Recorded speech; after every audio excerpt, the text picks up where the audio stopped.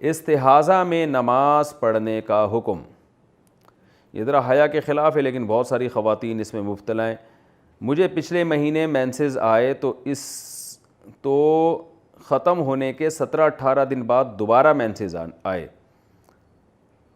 پھر اس کے ختم ہونے کے 10 دن بعد ہی پھر سے بلیڈنگ شروع ہو گئی, تو کیا یہ حیض ہوگا یا استحاضہ, اور ان میں نماز پڑھنے کا کیا حکم ہوگا؟ انڈیا سے پوچھا ہے جی خاتون نے. دیکھیں پچھلے مہینے جب آپ کو حیض آیا تو اس کے ختم ہونے کے 17-18 دن بعد دوبارہ حیض آیا, تو جب پہلی دفعہ بلیڈنگ ختم ہوئی اس کے 15 دن کے بعد, کم سے کم 15 دن کا وقفہ ضروری ہے, کم سے کم 15 دن کے بعد جب دوبارہ بلیڈنگ ہوگی تو وہ بلیڈنگ دوبارہ حیض کی کہلاتی ہے, بشرطے کہ 3 دن وہ ہو. اگر 3 دن سے پہلے ہی بند ہو گئی تو پھر وہ حیض نہیں کہلاتی. تو آپ کو چونکہ 17-18 دن کے بعد دوبارہ حیض آیا ہے تو یہ بھی حیض کا خون کہلائے گا, کیونکہ پہلے حیض میں اور دوسرے میں 15 دن سے زیادہ کا وقفہ ہو چکا ہے. لیکن یہ جب 17-18 دن کے بعد مینسز آئے تو پھر اس کے ختم ہونے کے 10 دن بعد ہی پھر سے آ گئے. تو چونکہ اس کے ختم ہونے کے 10 دن بعد آئے ہیں تو یہ جو دوبارہ 10 دن بعد آئے ہیں یہ حیض کا خون نہیں کہلائے گا, بلکہ یہ جو پچھلی دفعہ جو آپ کو بلیڈنگ ہوئی تھی نا اسی کے ساتھ یہ کنٹینیو سمجھا جائے گا کہ یہ اسی کا حصہ ہے. اور جب آپ کو دوسری دفعہ حیض شروع ہوا تھا اس میں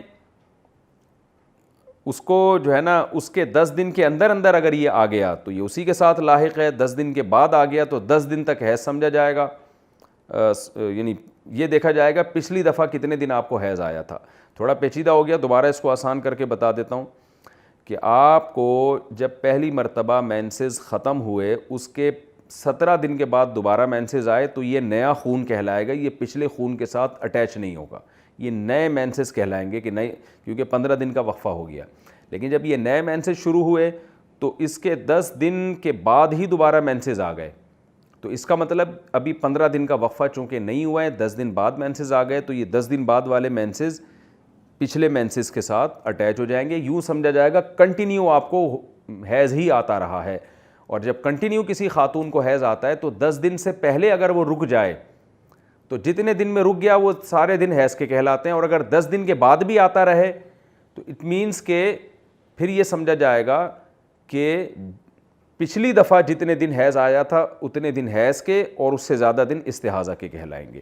بہتر یہ ہے کہ آپ بہشتی زیور کتاب ہے, تسہیل بہشتی زیور کے نام سے جامعۃ الرشید نے چھاپی ہے, امید ہے انڈیا میں بھی مل جائے گی انشاءاللہ, وہ آسان کر کے چھاپی ہے. اس میں حیض و نفاس کے مسائل بہت آسان انداز میں لکھے ہوئے ہیں, تو ایک دفعہ سمجھانے سے بعض دفعہ یہ سمجھ میں نہیں آتے. تو آپ وہ کتاب, بلکہ جتنی خواتین یہ مسائل کا پروگرام دیکھ رہی ہیں وہ بہشتی زیور, تسہیل بہشتی زیور, ایک بہشتی زیور ہے, ایک تسہیل کا مطلب اس کو آسان کر کے, تسہیل کا معنی ہوتا ہے آسان کر دینا. جامعۃ الرشید نے چھاپی ہے آسان کر کے, اور اس میں جتنی بھی زائد چیزیں تھیں وہ حذف بھی کر دی ہیں, اس کو مختصر بھی کر دیا کتاب کو. تو وہ ہر خاتون لازمی پڑھیں, اس میں حیض و نفاس کے مسائل, نماز روزے کے مسائل بہت ڈیٹیل کے ساتھ ہیں, تو اس سے انشاءاللہ زندگی بھر کے لیے آپ ان مسائل میں کبھی کنفیوژ نہیں ہوں گی. ایام میں چھوٹے ہوئے روزوں کی قضا کب کریں؟ کیا ایام کی وجہ سے چھوٹے ہوئے روزوں کی قضا عید کے دوسرے دن سے ہی کرنی ہوگی یا پھر تاخیر بھی کر سکتے ہیں؟ بنت آصف انڈیا سے. تاخیر بھی جائز ہے, بس کوشش کریں اگلا رمضان آنے سے پہلے رکھ لیں, اور سردیوں میں رکھ لیں تو زیادہ آسانی ہو جائے گی. وسوسے دور کرنے کے لیے حمد یا نعت لگا کر پڑھنا. اچھا, یہ جو پچھلا سوال تھا نا کہ ایام کے روزے قضا کب کریں, اس میں عید کے اگلے دن ہی سے ہی کر لیں تو زیادہ آسان ہے. بعض خواتین وہ نہیں کرتی کہ بھئی ہم بعد میں کر لیں گے, ہوتے ہوتے پھر پوری زندگی میں ان کے لیے سینکڑوں روزے ان کے ذمے جمع ہو جاتے ہیں سستی کی وجہ سے. تو رمضان میں عادت پڑ چکی ہوتی ہے, عید کے بعد ہی رکھ لیں تو سب سے اچھی بات ہے.